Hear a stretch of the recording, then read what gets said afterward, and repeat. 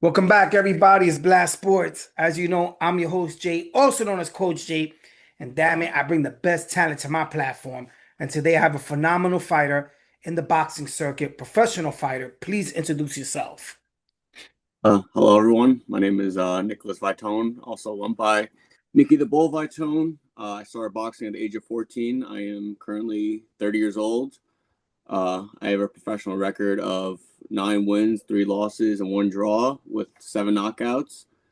And yeah, I fought in Atlantic City. I fought on PBC card in Prudential Center. I fought on a DAZN card. Yeah, definitely got to live my dream. So my last fight was about 3 years ago, and now I'm just chilling out, living life. But yeah, but thank you for having me. Appreciate it. No, anytime. Thank you. Excuse me. I want to dive into this. You've been fighting for some time. 14 years old, you're 30. That's a long time. And boxing is a very unforgiving sport, but it's a big commitment. There's no off season in boxing. It's go, 100%. go, go, go, go, go. You went up the amateur ranks and then you became a professional.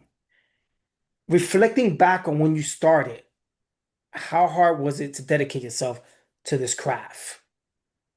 It was definitely not easy. It was between the weight cuts and um wins and losses. You go through your mental battles every fight, but just being resilient and just believing in yourself at the end of the day, because at the end of the day you're the one going to sleep, and if you believe in yourself, that's all really you need at the end of the day. And I always believed in myself, no matter I had a good fight or a bad fight. I definitely just kept pushing and got to live my dream and did some great things. So, but yeah, it's definitely you have to be very resilient, and it's a roller coaster. Definitely a big crazy roller coaster. The biggest thing I noticed, you say you started at 14. Correct. What led you to going into the boxing world and starting at that's a young age. I mean, in Mexico, they start like at 5, but here in the Yeah. States, you're starting at 14. That's kind of young. What led you to go into that world?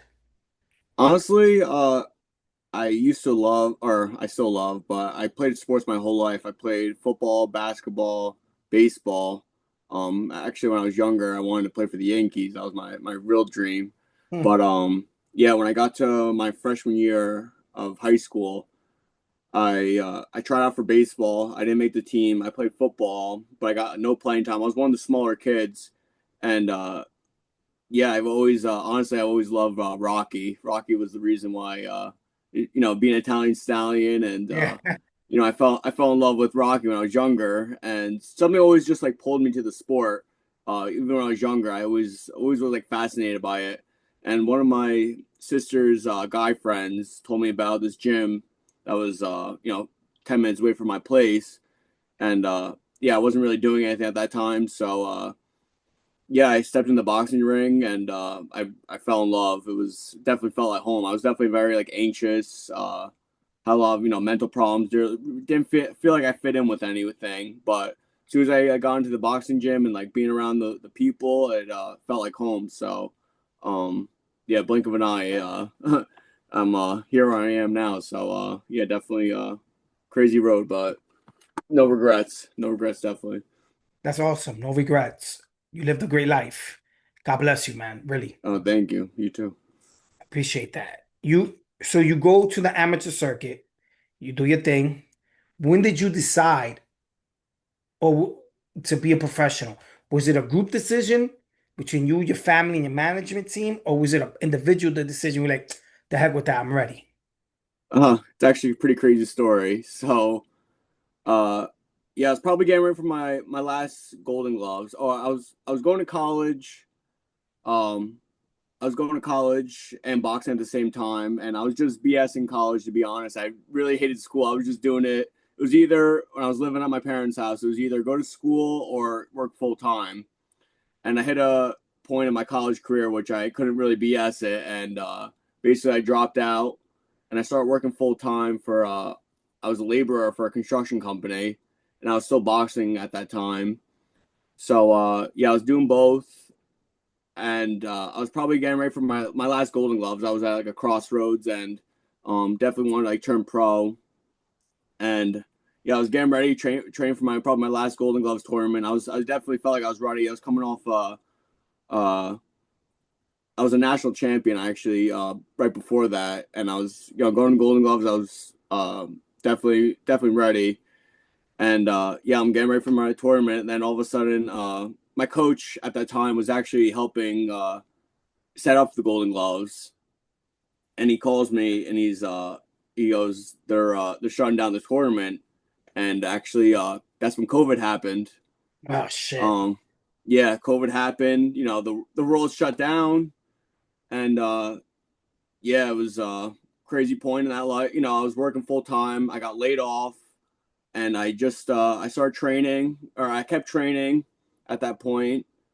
Yeah, it was a great time in my life actually. I was collecting unemployment, and And that was good just unemployment at that time. yeah, yeah, I was collecting unemployment, and just working out all the time, and just running in the roads by myself, and just still training all the time. And then one day my coach gave me a call, and he was like, "How do you feel about turning pro in 4 weeks?" And I'm like, okay, okay, I think this is what I want to do. And so basically, 4 weeks later, I turned it up.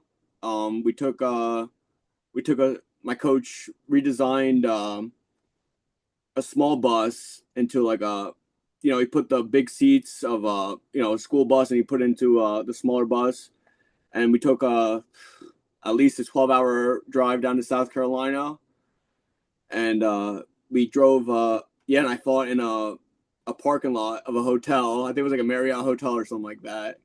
And yeah, I got a first round knockout, and hit him with a body shot. And yeah, we did that for a good amount of time. Just understand the professionals, and uh, yeah, just becoming a professional fighter. And then we did that until things started slowly opening up, and yeah, it's then got some better opportunities fighting in New Jersey, and yeah, crazy stuff. So You took a fight during COVID. I'm assuming there was no fans there, and it was streamed. it was very few people, but it was yeah, it was outdoor, and it was just some fans on the outside. But I'm not sure if you know, but Glenn Tapia, he's from New Jersey. He was also there. My came and support me too. So but it was very few people, but yeah, it was people watching from the hotel also and stuff. So it was unreal experience. And going from like fighting there, outdoor parking lot to like Prudential Center is very humbling. So Yeah, yeah. um I kind of want to focus a little bit on your first fight. okay. It kind of sounds like a movie. Yeah. Like three people there, everybody looking from the hotel down, Yeah, no, it was I'll Do never they have forget, like, binoculars looking at you because they up high? yeah, it was crazy. It was yeah, I just remember, warming up in the hotel, air conditioning. As soon as I walk in the parking lot, it's just a ray of heat, mid August 2020. Uh Friggin' hot, like, unfamiliar. I'm just like, what am I doing? And yeah, it was yeah, definitely a movie. It was yeah, awesome time. So Yeah, but you're right. You go from there, and then you're fighting in the Prudential Center. You fought in Atlantic City. That from fighting in a parking lot during COVID to moving up. That's pretty awesome. definitely. No, definitely no one gave me anything at through the sport, and I definitely earned everything I had, and definitely started from the bottom, as I say. So yeah, great wouldn't change a thing. You go on a 3-fight win streak, and then you get a draw. Correct.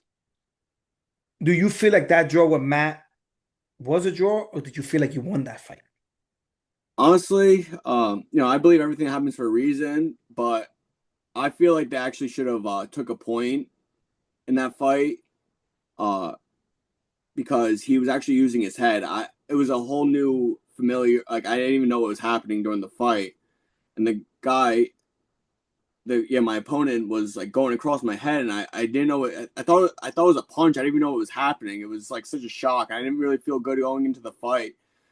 And it was definitely a close fight, but it was definitely I didn't feel 100% going in that fight, but uh yeah, definitely I wouldn't change a thing, and I definitely I'm grateful for that draw, but would I like a win 100%? But it was definitely one of my tougher fights that kind of showed me how it is to be a professional and someone find me dirty, and yeah, I had my first time like getting a little cut above my eye and stuff, so it was definitely yeah, that was on in Philadelphia too, and he came from California, so yeah, I think he was also Spanish, so he was definitely a tough, rugged, and I think he also had like MMA. I believe he was a plumber too, so he was rugged, and uh, I believe it was yeah, it was a 4 rounder also, so it was definitely a close fight, but um yeah, it was definitely a learning experience as a professional. So First time you're bleeding, you see the blood trickling down. correct. What's the first thing that runs to your mind? Honestly, I didn't even know I had a cut above my eye. I don't know if you're familiar with Gabe Rosado. He was yeah, great professional that was out of Philadelphia, Yes, and yeah, I know Puerto Gabe. Rican. Yeah.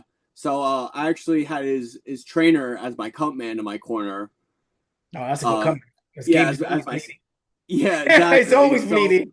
No yeah, disrespect no, him. I think he's a phenomenal fighter, but he's always bleeding. oh, 100%. Yeah, just scar tissue. Some fighters just, get cut easily. But yeah, he was, yeah, I think he was just one of the comp man like that were like on spot. And, we had him, first time meeting him and he was in my corner. And yeah, I had no idea what was going on, but it was just amazing. Just like how much he kept me calm. And like, I didn't even know what was happening at that point.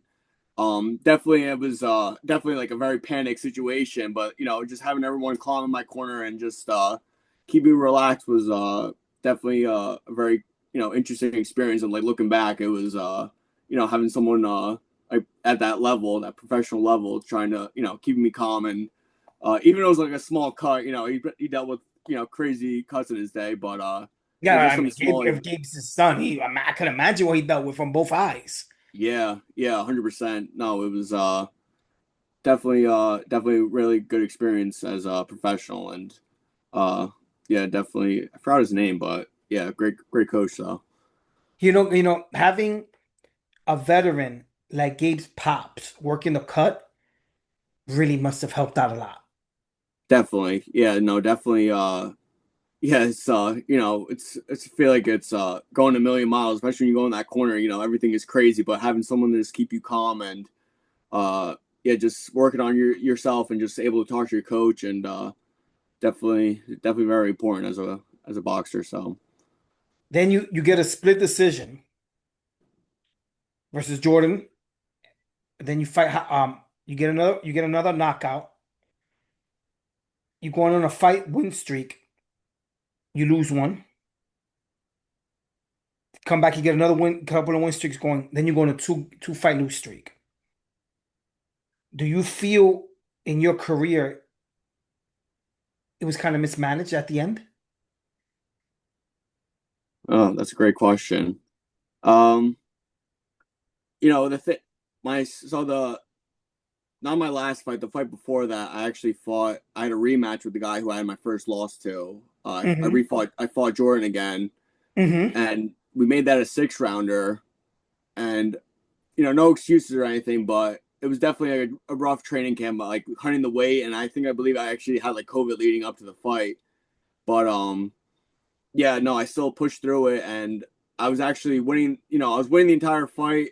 I believe I got dropped in the 3rd round, got up, was winning the rest of the round, was winning the fight, and actually the last round with like 30 seconds left, Yeah, he caught you. yeah, Jordan threw a big overhand right. I got dropped. I got up too quick. It was kind of a new experience for me, and yeah, my legs weren't there like where they were in the 3rd round, and yeah, but they yeah, basically as soon as I got up, I went across the ring. I was okay, I was okay. I thought I could have continued, but even if I took a knee, and I would have got up, I probably would have won the fight still. But yeah, definitely just learning experiences, and yeah, so I had that fight, and then right after that, I got offered to fight Giovanni Marquez, who's an upcoming prospect, and yeah, we yeah, that was it was definitely, a great, you know, national champion boxer. I think it was like 5-0 at the time. I was on paper, it was a good matchup, but yeah, it just wasn't my time at that point. It was he was a better fighter, and yeah, they stopped him in the second. I didn't get like knocked down or anything. They just called it. Definitely would have rather gone on my back, or you know what I mean. But No, I um, get that, but maybe you came off a loss, a KO loss.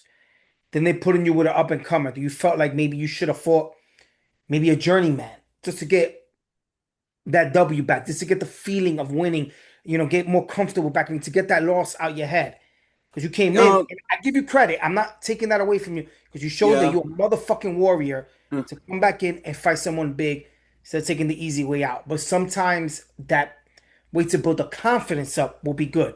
Do you agree that maybe you should have fought someone different versus someone that was more hungry to fight? I'm not saying trying to disrespect you, but yeah, sometimes 100%. you need those little, you need those little moral victories to build your confidence. Yeah, no, yeah, looking back, it would probably be the better decision. Probably taking probably a nice tune-up fight and just get me back in the swing of things. But I really do believe everything happens for a reason, and but yeah, definitely coming off of two straight losses, it's definitely not the best feeling. But uh, yeah, definitely, I would have liked to change a couple things in my camp in my corner, but just taking a big step away since my last fight and just reflecting on everything, definitely probably would have been the better decision. But uh, yeah, it's everything's good though. No, So no, no, no, yeah. yeah, Was you maybe because of your success? You have very early success. You was getting paid good money. You formed the Prudential Center. You formed these high caliber arenas, big promotions. Did it get to your head a little bit?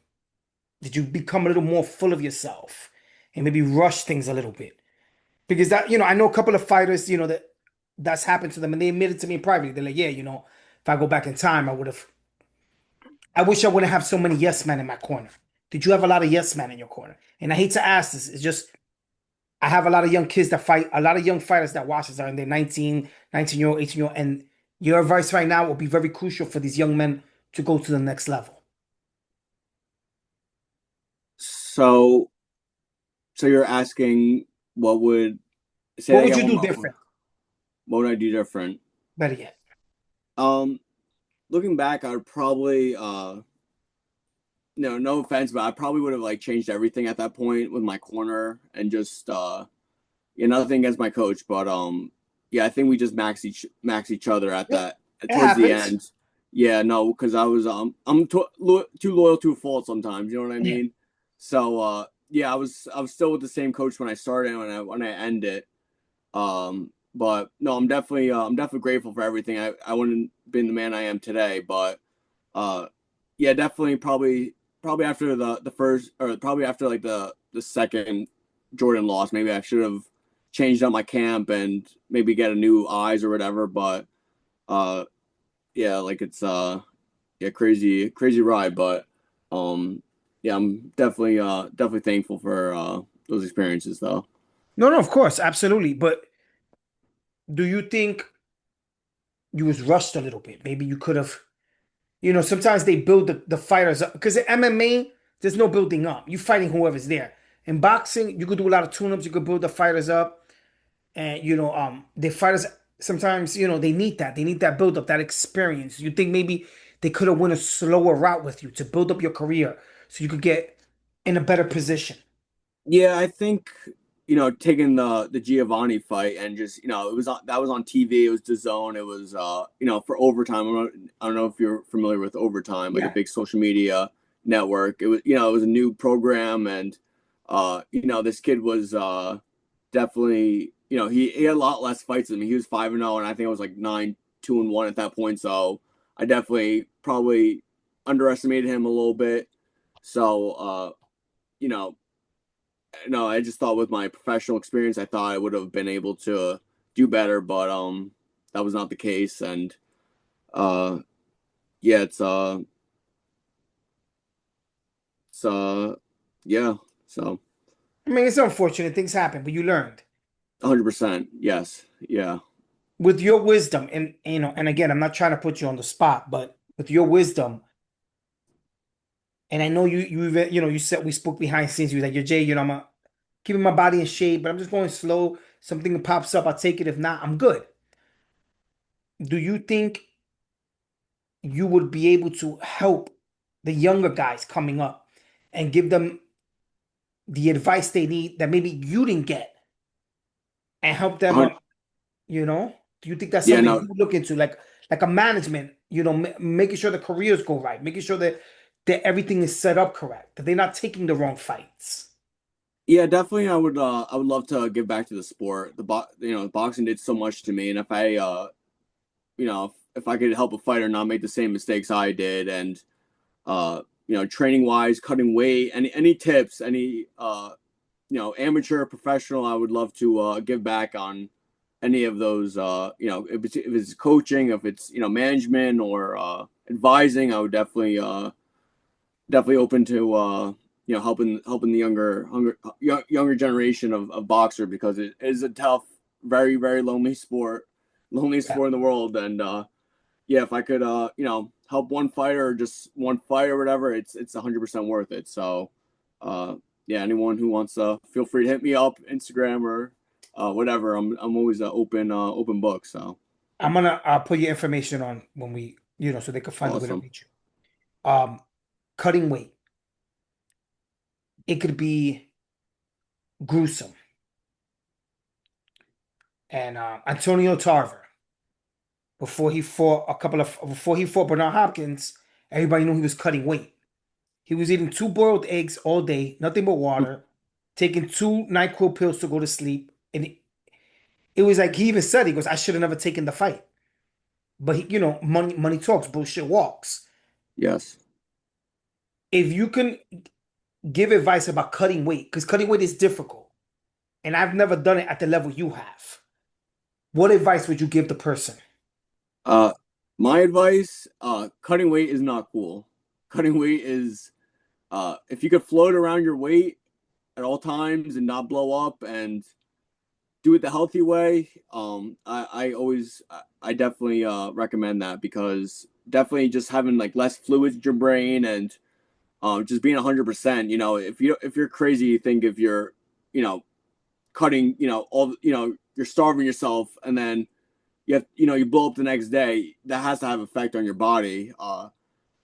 So I would definitely say, do it the right way, and if you could hang around your weight all year round and just be athletic and uh, do it the right way, definitely that's the way to go, because blowing up and cutting weight and doing crazy stuff and sauna suit and this going to sauna, that's it's definitely not fun, and you should be more focused on training than tuning yourself up, than getting those pounds off. It's definitely I understand it's sometimes it gets a little crunch time and things happen, but definitely I would say you should definitely stay around your weight all year round.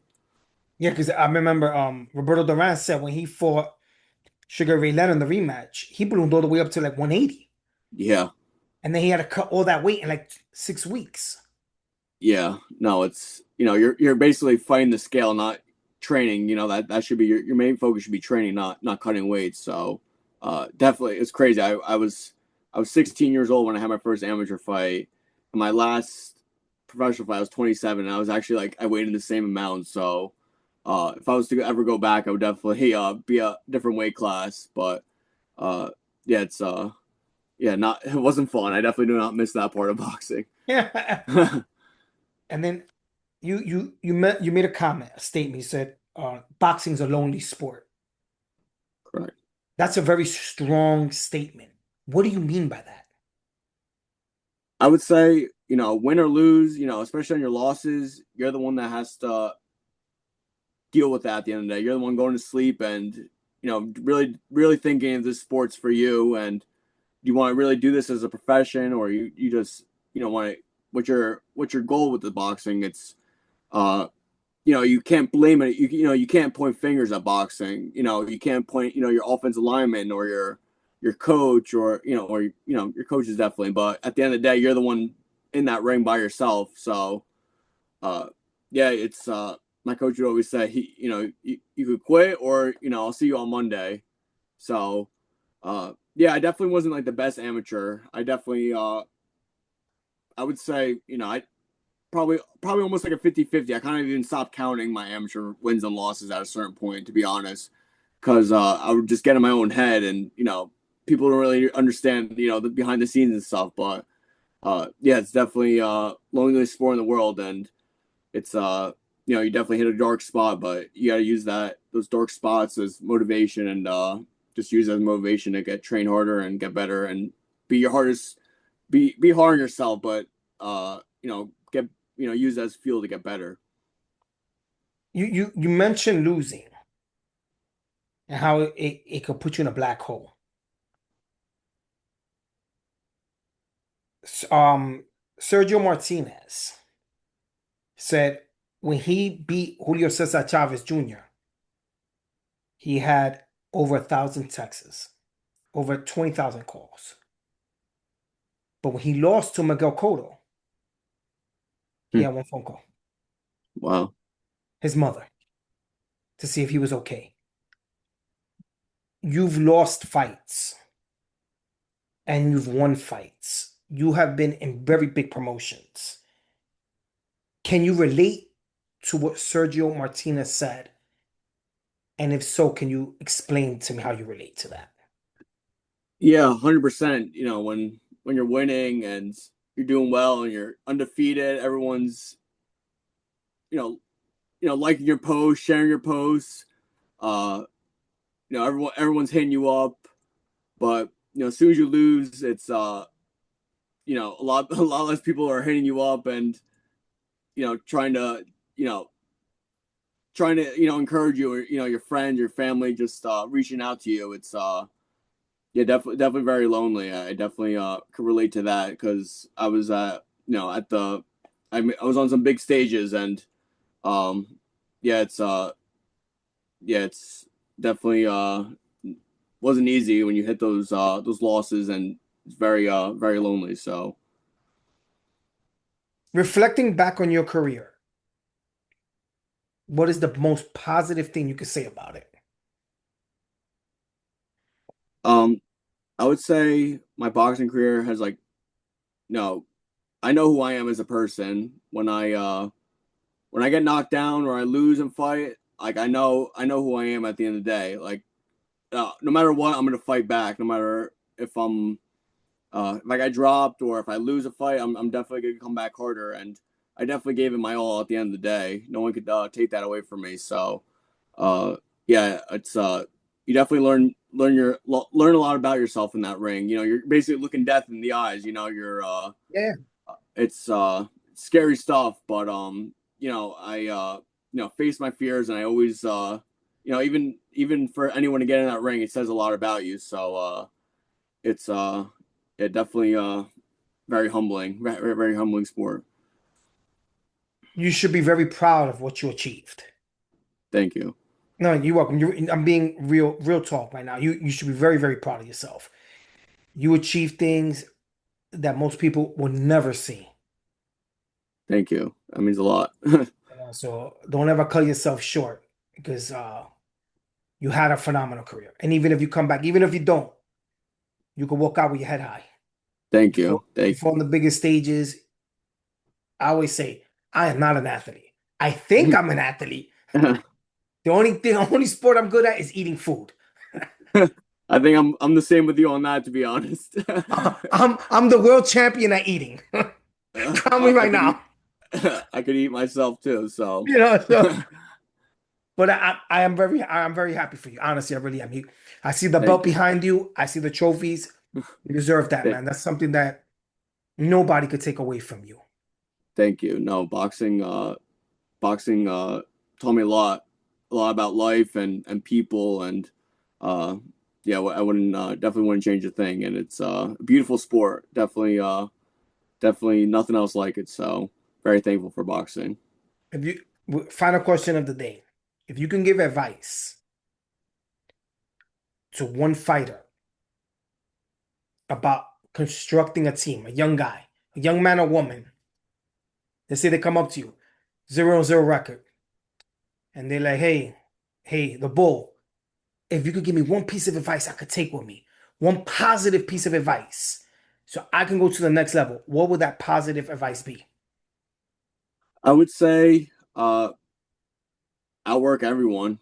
Outwork everyone. It's win or lose, uh, it's gonna get lonely, but you know, just outwork the guy next to you. It's use everyone around you as motivation, but definitely push yourself every time, and it's it's gonna be a rough ride, but yeah, it's you have to be hard on yourself, and it's it's a tough sport, but no matter it's if you have a vision at the end of the day, and you keep fighting and keep working hard, anything is really possible. I was a chubby 14-year-old kid that had major anxiety, and I became a 9-3-1 professional fighter. I was not very athletic. I was yeah, chubby little kid. I was but I always had a vision of myself, and did yeah, I definitely live my dreams. So